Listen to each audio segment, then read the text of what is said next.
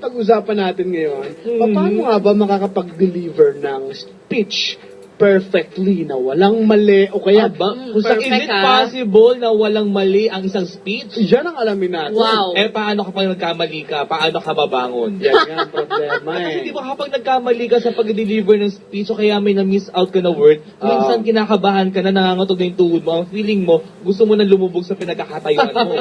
May pagkakataon sa hosting lang hindi Oo, official. sa hosting. Hosting job lang, di ba? Nag-host tayo. Minsan may pagkakamali sa audio, tapos minsan may nasabi kang Oops, di ba? Gusto mo na bawiin. Parang mali yata yung parang sinabi hindi ko. tama yung sinabi ko. Parang foul yata yung sinabi ko. Kaya tuloy yung pinag-aaralan ko kung paano babangon nga pagka nagkamali. Kung anong i-joke mo pagka nagkamali Minsan, ka. dinadaan mo sa joke, Oo. di ba? Para- Tama kaya yun. Para matapos ang ating mga tanong, itanong natin sa ating resource person, ang CEO and President ng Talk Shop, Miss Sheila Viasca. Ang tindi.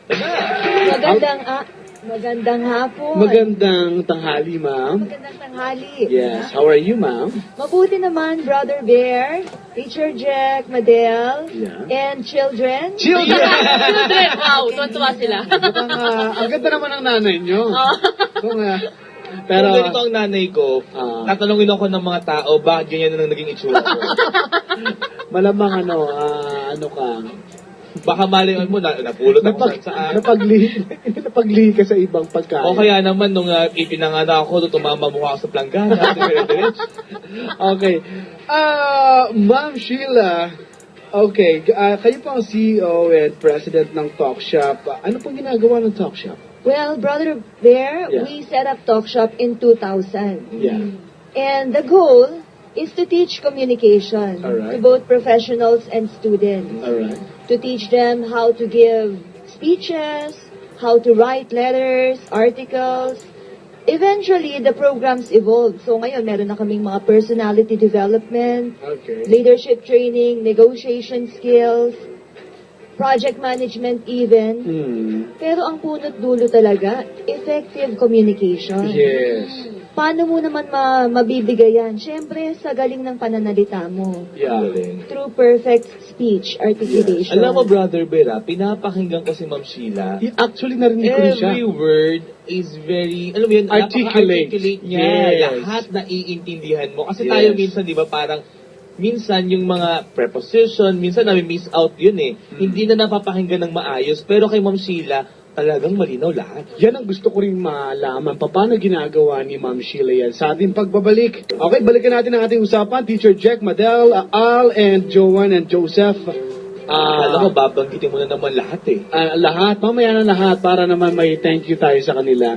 Okay, Ma'am Sheila Viasca, mahirap ba magturo ng speech, lalo na pag English? Kasi pag Tagalog, okay lang hindi gaano kahirap.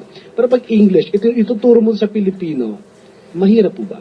Ang kagandahan nito, sa bansa natin, dalawang lingwahe ang talagang gamit. Yes. Filipino at English. Ngayon, ang katotohanan niyan, mas maraming Pilipino ang hirap magtagalog Really? kesa Yeah, that's mag-English. right. Oh. Bakit po? Ito nga, Brother Bear. Sige po. Ipaliwanag mo nga sa akin ang tunay na kabuluhan ng pagmamahal. Diretsong Tagalog ang gamitin mo. Kaya mo ba yan? Oo nga, no? Sige nga, Talagang Brother Bear. mamaya may English ka sasabihin. Kasi sa love. Oo nga, no? Isa pa lang yun. Kaya, paano ba? Kaya pala.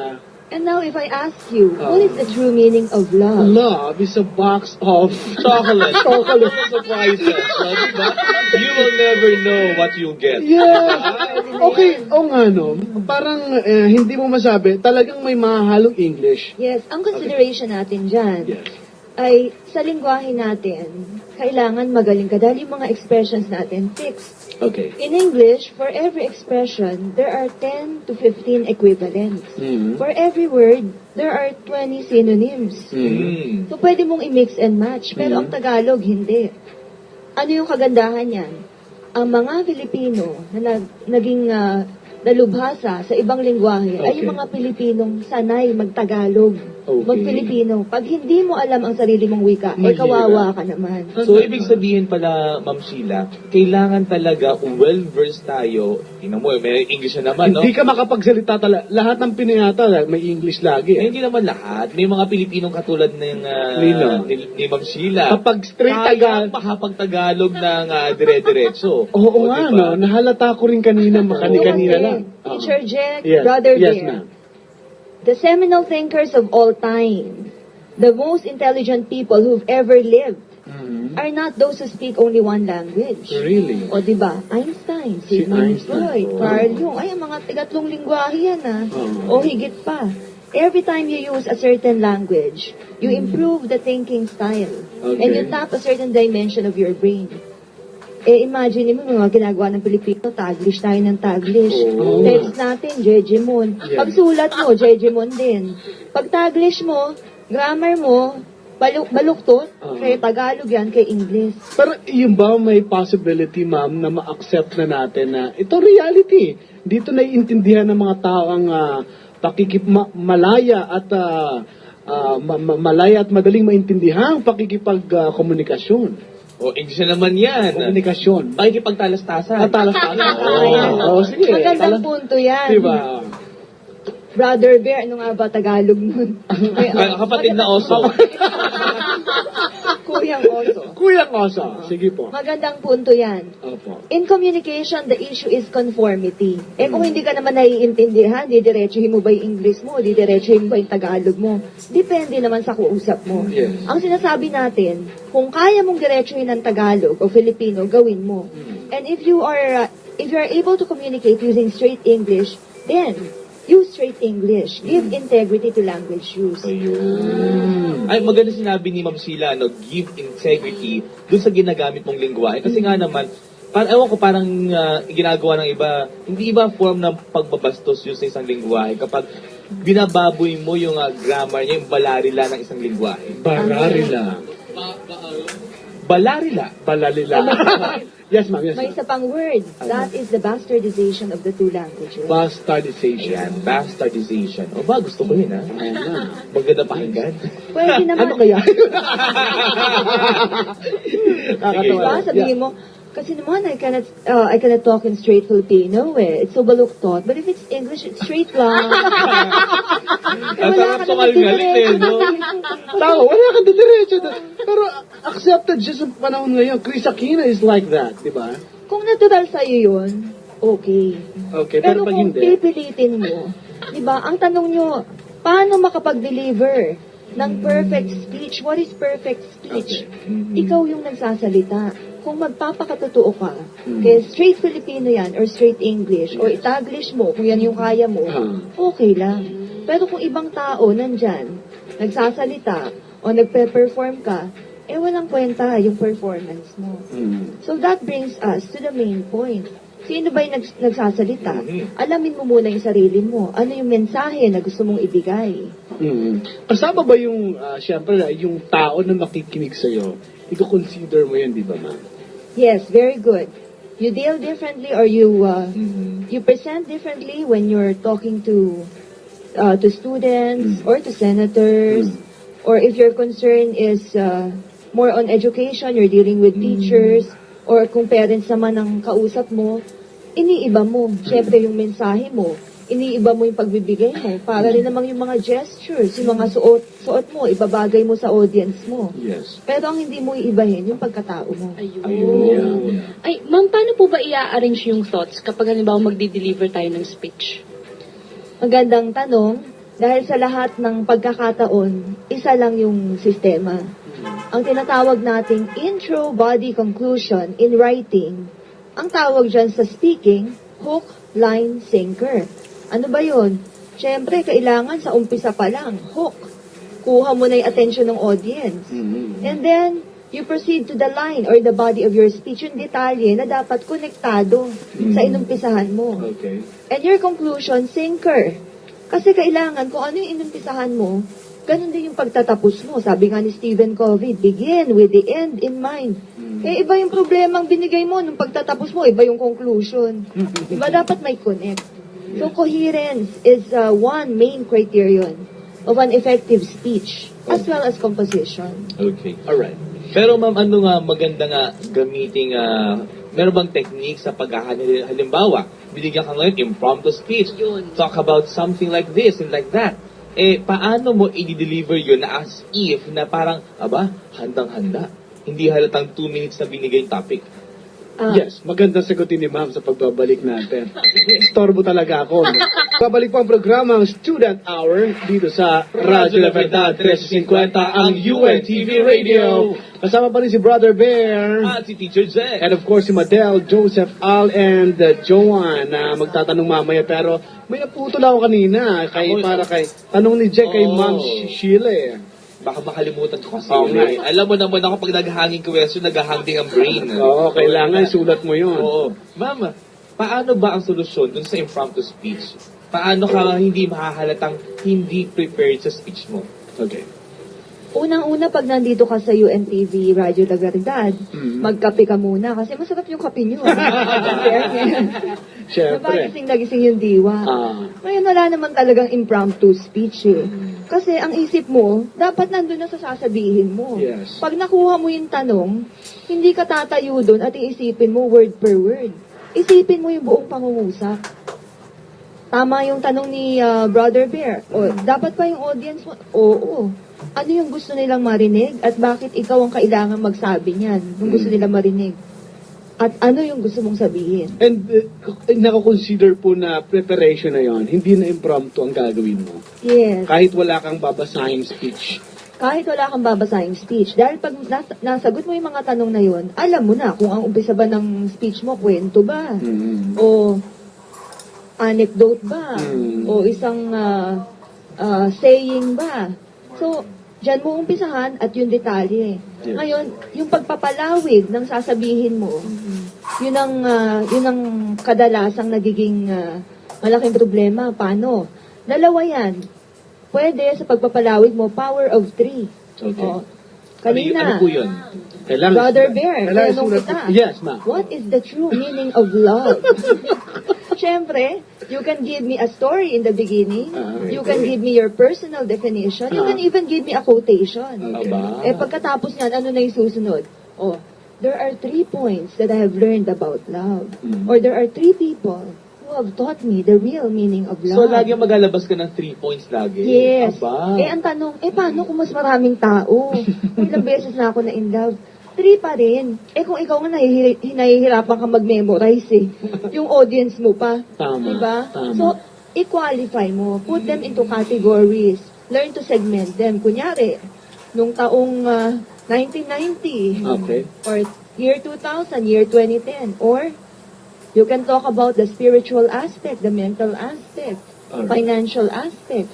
Kung ano man yung categories na gusto mo. Basta maganda yung power of 3. Power Maganda of yun, Power of 3. paano kapag ang alam mo, gusto mo sana power of 3, naalala mo 2 lang? Gawin mo na istorya. Power of 2. Power of 2. Gawin mo ng comparison. Pwede. So, may diskarte sa mga ganung bagay. Students, magtanong kayo, Al from UE, Joanne and Joseph ng UP. Well, tanong ko po, ano po ba ang nararapat sa pagde-deliver ng isang speech? Yung formal po ba or yung tipong prangka ka sa mga audience mo? Kasi po isang beses po nakita ko po, yung ibang presidente ng course, formal po sila mag-deliver. Sa UE ba yan? Apo. Okay.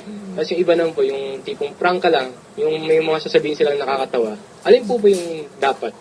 Ano yung mas effective? Apo. Yun. Sa akin, maging totoo ka, at siya maging sensitibo ka.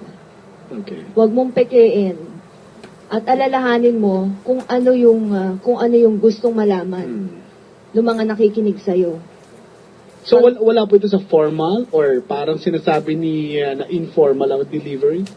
Well, pag naging sensitibo ka sa mga nakikinig sa'yo, kung formal sila, di magiging formal ka. Kung medyo joke time, di magiging joke time ka rin with certain reservations. Yes, yes. Because you always have to talk, to say more sense. You always have to act better than your audience. Kasi ikaw yung nandun sa taas ikaw yung pinanonood nila So, there are certain decorum that you have to observe. As a speaker, First of all, kailangan may preparasyon ka. Prepare mo yung sarili mo kung ano man yung tanong, kung ano man yung sasabihin mo. At pag nandun ka na't nakalimutan mo, kailangan composure. Smile. Pero minaalala mo na pala, ano nga yung sasabihin? Ay, ganun, di ba, ma'am? Pwede mo nga tanong yan sa audience mo. Bakit ba ako nandito? And then you engage them in a conversation. Yes, tama. Yes. When you engage them in a conversation, they become part of your communication. Eh di mas nag-enjoy sila kaysa ikaw yung nagtatalumpati. Kasi kung hindi naman ikaw si Balagtas, huwag kang magtalumpati. Funny. Para sa school ni Al, may ganun talaga eh. May nagsasalita na parang walang preparation. Meron naman po. Kasi estudyante kayo, di ba Ma'am Sheila, kapag mga students kasi gusto nila may joke time lagi. Siguro para mas ma-absorb nila yung sasabihin ng president ng kanilang course, dinaan nila sa ganong way, di ba? Maganda yung joke. Talagang kaya nga tinatawag na icebreaker. Yeah. Kasi nag-warm up yung audience. If they're not enjoying, kahit gaano pang kaganda yung mensahe mo, hindi magre-register yan. Kaya yung mga comedians, kala mo lang nagpapatawa yan. Yes. Over-rehearsed ang mga jokes niyan. Kaya sila nakakatawa, pinractice. Pero they make- ang magaling dun, ma'am, di ba? Parang napapalabas nilang impromptu yung ginagawang joke. Pero ang totoo na-rehearse na nila yun. Alam nila yun. Yes. Your speech should be over-rehearsed that it comes out as an impromptu presentation. Ang galing nun, ano? Yun yung mismong punto na tumbok mo, Brother Bear. Ang hirap na. Mahirap sa komedyante yan. Okay, Joanne and Joseph. Si Joseph gutom na yan. Ano po, may tanong po ako. Ano po ba yung maipapayo niyo dun sa may mga accent po? Halimbawa po, Bisaya accent. Kasi minsan po nagaganon po ako. Hindi lang minsan, madalas. Bisaya ka din? Bisaya ka? Ako nga. Bisaya ako. Ako Bicolano. Yung ito ko, naging ito. There's something wrong with having that kind of accent na Bisaya. Bisaya ka naman talaga. Oo. What's wrong with that? Tama. Kasi po, pag minsan, pag nagsasalita ka, tapos yung mga kausap mo, hindi naman mga Bisaya, halimbawa mga Manileño. So, dapat, para sa akin, Gayahin mo sila? hindi naman. Pag yung sinasabi ko po, Tagalog or English, dapat yung pag-pronounce ko ma-perfect. So may problema. Napagtatawanan ka kapag Opo. Ano bang nasabi mong English na nagtunog Bisaya? Pefty. Befty! Nakakatawa. Pero, di ba, yun ang nangyayari talaga, ma'am. Tama yun, Joanna. Sa susunod, sabihin mo 50. Try. Befty. Pag ganun, ang tinatawag natin yan sa language learning, acculturation. Alright. Acculturation. Acculturation. Ano po ang ibig sabihin ng acculturation? Saka na yun. Kasama ba yun? Excited? O sige, acculturation, pag masaya ka dun sa grupo mo, positive ang feeling mo sa mga barkada mo, sa mga naririnig mo, eventually, you imbibe their way of communication. Alright. So, dapat tama yung exposure mo, Joanna. Dapat yung mga programang pinapanood mo, nakakapagturo sa'yo ng tamang mensahe o kung hindi man, tamang accent. If you want to speak English properly, then watch programs that teach you how to speak English properly. And then if you want to use Filipino, the way it's used in Tagalog, among the Tagalogs, then expose yourself to people who are using it properly. Pero syempre, hindi mo naman pwedeng talikuran yung mga kaibigan mo, no? Dahil lang may accent sila. Kaya, isang maganda ron, humarap ka sa salamin, kunin mo yung cellphone mo, i-record mo yung sarili mo, mapapakinggan mo kung ano yung mali at kung ano yung itatama mo. Okay po. Hindi Pepti, ha? 50. Pwede sabihin yan. Sangquinta. Actually, sa Bicol, ganun din. Bisaya ka, di ba? Ang Bicol kasi boundary ng Luzon and Visayas. Talagang dinijustify ko, ano? Ay, may tunog din akong ganyan, yung O, nagiging U, eh. Joseph, may tanong ka ba, Joseph? Opo, ang tanong ko naman po, kunwari, kailangan nyo mag-speech, like class report or class presentation, pero nang bubulol kayo. Ano gagawin nyo? Ano yung gagawin nyo? Anong Buyoy solusyon ka. sa mga taong bulol? Okay. Kung hindi naman sakit talaga yan, tinatawag na disorder, nasa preparation. Kasi may mga salita talaga na mahirap ibigkas. Dahil nga, kagaya na sinabi ni Joanna, paano kung hindi yun yung pronunciation namin sa Bisaya? If it is not present in your dialect, then you will usually struggle initially when you articulate that word. So pag nabubulol ka at ang alam mo hindi ka lang sanay, keep practicing. Ngayon kung hindi mo kayang solusyonan mag-isa, talk shop. Talk shop ang kailangan mo. May tanong pa po, follow up. Nakakatulong po ba yung pag-exercise sa bibig, yung gano'n, yung ini-stretch? Umaga? Oo. Yung binabanat na yung bunganga. Ay, si Jack, sanay na sanay Hindi, dyan. banat na banat yan. Pag-gising pa lang, kwento agad. Ang ginagawa ko yung sumasabit ako sa sampayan. Pababa. Ito literal na hanggang tenga ang tawa. Oo. Sige ma'am, go ahead po. Nawala ako dun. Exercise. Ganito po talaga dito, harapan ng bully. Pero joke lang naman po. Oo naman. Yung mga exercises, paano uli yun, Joseph? Gusto mo Yung mapakinggan? yung ini-stretch mo lang. I like that, John. Dapat kasi nakikita, dapat may camera dapat TV para nakita ini-stretch ko talaga. Imbis na nagtutunog, ewan lang ako dito. Isa pa, pakinggan natin. Ayan, wag mo uling gagawin yan. Wag mo nang gagawin yan. Ganyan ba gusto mo maging tunog? Ang pangit. Pangit, totoo yan. Kung ano yung gusto mong sabihin, yun ang practice mo. Good morning everyone, my name is Joseph and I'm glad to be with you today. O yun, ulit-ulitin mo. Sa mga lingwahe, may tinatawag tayong frozen expression.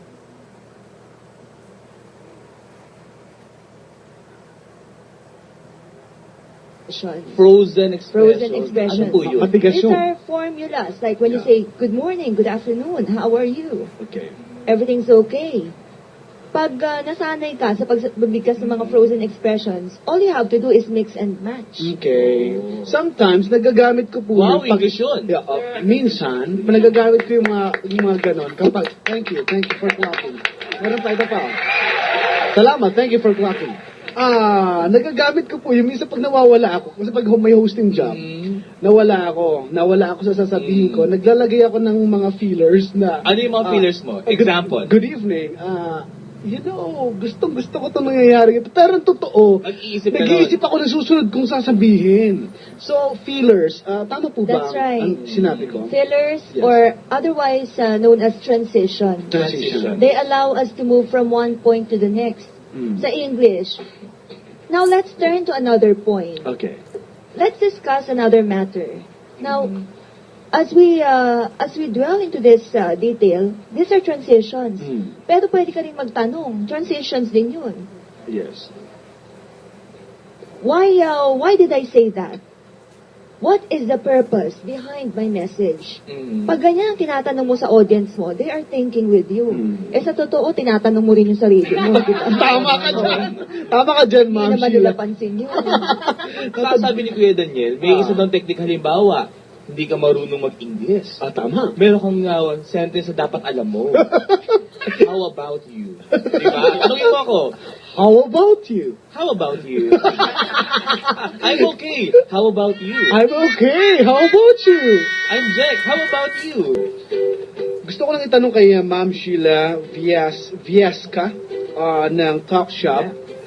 May difference po ba, ma'am, kapag ikaw ay, mahilig kasi ako manood ng gusto kong show, nasa damagin nyo kasi kanina, kung anong gusto matutuhan, panoorin mo yan at magbasa ka. Ako Mr. Bean eh. Mr. Bean, marami ka matutuhan. Kaya pala. Kalokohan doon.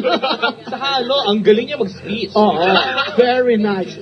Talaga matututo ka doon ng English. Okay, ay pagkakaiba po ba nung nanonood ka ng TV, ng isang show na gusto mo matuto? English po ang pinapanood ko. Tapos, talaga English? Yes, of course. Naiintindihan mo How naman. about you?